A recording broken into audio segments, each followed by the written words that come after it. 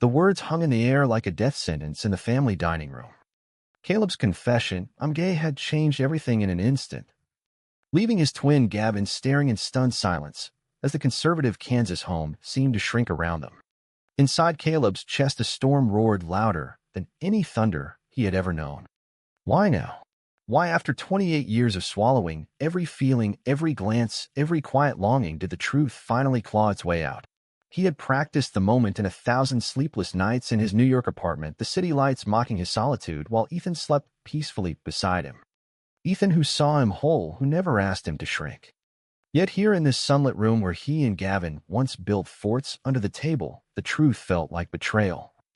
Not to them, but to the version of himself they had loved, the safe half of the perfect twin set. "Gavin, my mirror, my other half, how can you look at me like that, as if I just shattered the only world we ever shared?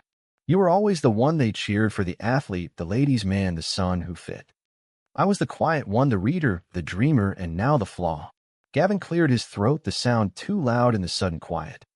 "Kayla, man, are you sure?" The question landed like a stone in still water, sending ripples through Caleb's soul. Sure? He had never been surer and never more terrified. Memories flooded unbidden, the two of them at 12 racing bikes down the gravel road, Gavin always winning by a wheel, Caleb laughing behind him, breathless and happy. They had promised then to face everything together. But this everything was different. This was the part of him that woke up at night reaching for a warmth society said he should not crave. This was the part that made him drive 3 hours to the airport every holiday, hiding the ache behind smiles and, "I'm fine." Their father set his fork down slowly, the metal clinking like a gavel. Mother pressed a hand to her mouth, eyes wide with something that looked like grief. Caleb's mind spun faster. They raised us the same, fed us the same, prayed over us the same. Yet Gavin brings home Sarah, and the house fills with laughter, plans for grandkids. I bring home truth, and the room empties of air. Is my love less real because it lands on a man? Ethan's voice on the phone last night, "Come back soon, I miss your laughs," still echoed. How do I tell him the family I love might never love the real me? Gavin reached across the table, but stopped short, his hand hovering. Caleb saw the conflict there, the love warring with confusion, the straight path Gavin walked so easily, now a wall between them. "You don't hate me yet, brother, but the doubt in your eyes already feels like loss. Remember when we were 17, and I almost told you after that football game you won?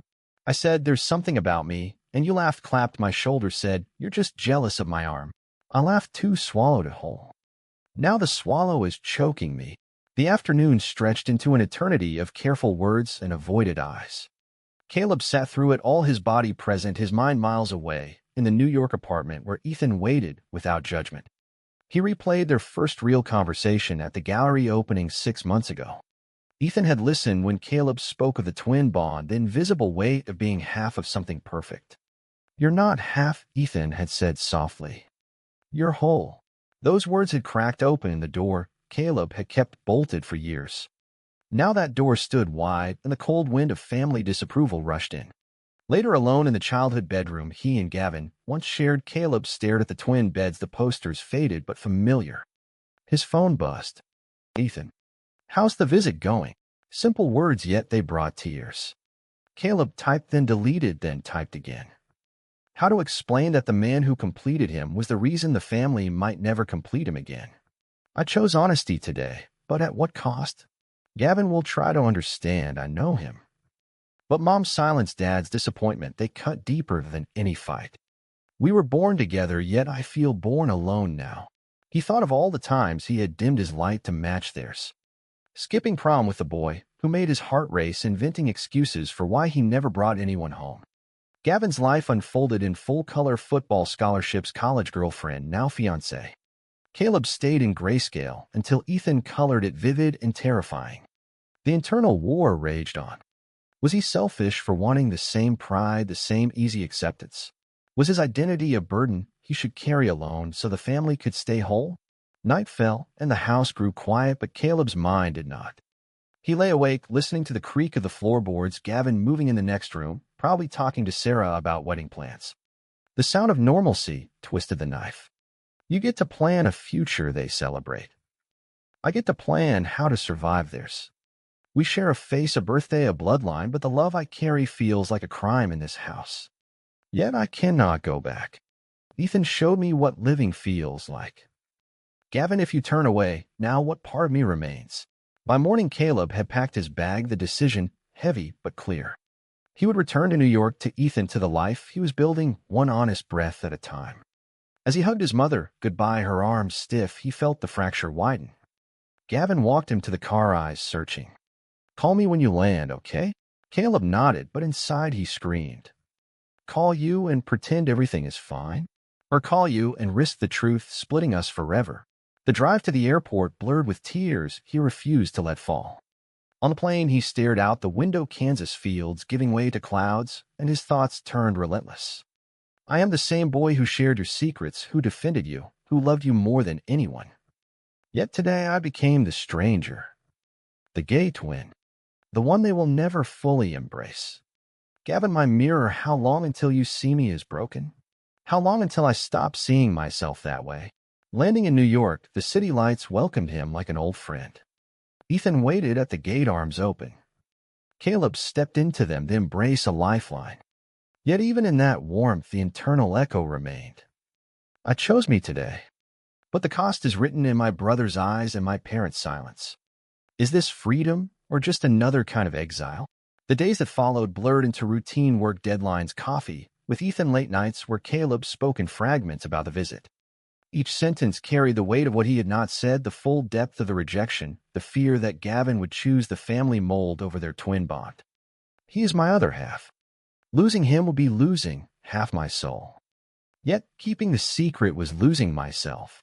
One evening, as rain tapped the window, Ethan pulled him close. "You don't have to carry it alone." Caleb nodded, but inside the monologue continued relentless. "Alone is what I have always been in that house. Gavin had the spotlight, I had the shadows. Now the shadows have names and feelings and a man who loves them. Why does truth feel like treason?" As weeks passed, the phone calls home grew shorter. Mom's voice careful, Dad's absent, Gavin's concerned but distant. Caleb felt the divide deepen with every housework that avoided the truth. His mind circled the same questions. Was I wrong to speak? Was silence the price of belonging? "Gavin, if you reach out, will I still be your brother, or just the gay one who ruined Thanksgiving?" The internal conflict consumed him even as his career flourished. Promotions came, but they tasted hollow without the family's pride. Ethan noticed the distance, the way Caleb stared into space during dinner, the way his laughs came a second too late. "Talk to me," he would say, and Caleb would try, but the words tangled with years of conditioning, years of being the other twin, the one who did not quite fit. By the end of the month, Caleb stood at his apartment window, looking over the glittering city that had become his refuge. The decision to come out had been a beginning, not an ending. The family he loved still existed, but the version that embraced him fully seemed further away than ever. Gavin's last text read, "Miss you, bro. Come home soon." Caleb stared at it, fingers hovering. "Home? Where is that now? In your arms or in the house where I am only half welcome?" He typed back, "Miss you too," and hit send, but the ache remained. The twin bond, once iron, now felt like fragile glass. Caleb closed his eyes, letting the internal storm rage on. "I am gay. I am loved by Ethan. I am still your brother, Gavin. But only one of us gets the full light of family. And for the first time, I am choosing to stand in my own." The text message from Gavin arrived at 2 a.m. New York time, the words burning brighter than the screen in the dark. "Dad asked about you again. Said the family isn't the same without both of us. When are you coming home?" Caleb read it 3 times, his thumb frozen above the reply button. Home. The word twisted like a knife in the fresh wound of his coming out. Inside his mind, the voices collided louder than ever. He says both of us, but he means the old version, the safe Caleb, the one who smiled and nodded and never threatened the perfect picture. "Gavin, you are reaching, but are you reaching for me or for the twin who never made waves?" Ethan stirred beside him, murmuring in sleep, and Caleb slipped out of bed, pacing the living room, the city lights mocking his turmoil. The days since Thanksgiving had been a slow bleed of silence from Kansas. Mom's calls now ended with awkward "take care" instead of "love you." Dad's texts were non-existent. Only Gavin kept the thread alive, but even his words carried the weight of unspoken questions. Caleb's thoughts spiraled. You were the one who always defended me against bullies in school, the one who shared your lunch when I forgot mine. Now I am the bully in their eyes, the one who brought discomfort to the table. Is your loyalty cracking, Gavin? Will you choose the family that celebrates you, or the brother who needs you to see him whole? He remembered the night after his confession when Gavin had knocked on his bedroom door. "Talk to me," he had said, voice low. Caleb had wanted to pour it all out, the years of hiding, the first crush in high school, the nights he cried into his pillow, wondering why he could not be more like his twin. Instead, he had said, "It's fine," and Gavin had left with a sigh that spoke volumes. Now that sigh echoed in every text, every call. "You want me back, but on what terms? Will you defend me if Dad starts the lectures? Will you tell Mom that my love for Ethan is as real as yours for Sarah? Or will you stand in the middle, watching me fade?" The resentment began to bloom, then small at first, a seed in the soil of his pain. Gavin had always been the favored one, the one whose girlfriends were paraded, the one whose mistakes were forgiven with a slap on the back. Caleb had watched it for years, swallowing the unfairness, because they were twins, because blood was supposed to mean equality. Now the truth had exposed the lie. You get the cheers, the plans, the future they dream of. I get the careful distance, the questions that never quite reach. Are you happy? Why does your straight path get the red carpet while mine gets the detour signs? By morning, Caleb had not replied. Instead, he met Ethan for coffee, the warmth of the cup doing little to thaw the ice in his chest. Ethan listened as Caleb spoke in fragments, the internal monologue spilling in waves. "I love you, Ethan, but loving you means losing pieces of them. Gavin is my mirror, yet the reflection is cracking. Every time I see his name on my phone, I wonder if this is the message where he chooses them over me." The week dragged with work deadlines and late nights where Caleb stared at old photos, the two of them at graduation, arms around each other, smiles identical. The ache deepened. We were supposed to conquer the world together. Now I conquer alone while you build the life they approve. The guilt eats me because I know you are trying, but trying is not enough when my heart is on the line. A call from Gavin came midweek. "Hey, bro, just checking in." The voice was the same yet different, strained with the effort of normalcy. Caleb gripped the phone, his mind screaming. "Check in on what? The brother you used to know, or the one you are afraid to fully know? Tell me you see me, Gavin. Tell me my truth does not make me less in your eyes." Instead, he said, "I'm good, busy with work." The lie tasted bitter, because the truth was he was drowning in the space between the life he had chosen and the family he could not let go.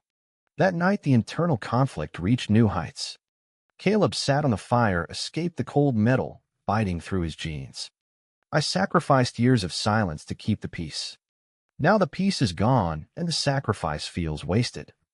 Gavin, if you pull away, I will lose the only person who ever truly knew me before I knew myself. But if I pull away first, maybe I save what is left of me." The emotion built layer by layer, heavier than the first file, the love for his twin now tangled with sharp threads of resentment, the longing for acceptance now edged with the fear that it would never come. Caleb whispered into the night, "I'm still here, Gavin. But the version they want is not." The city hummed below, indifferent to the war inside the twin who had finally stepped into the light, only to find it cast a long, lonely shadow.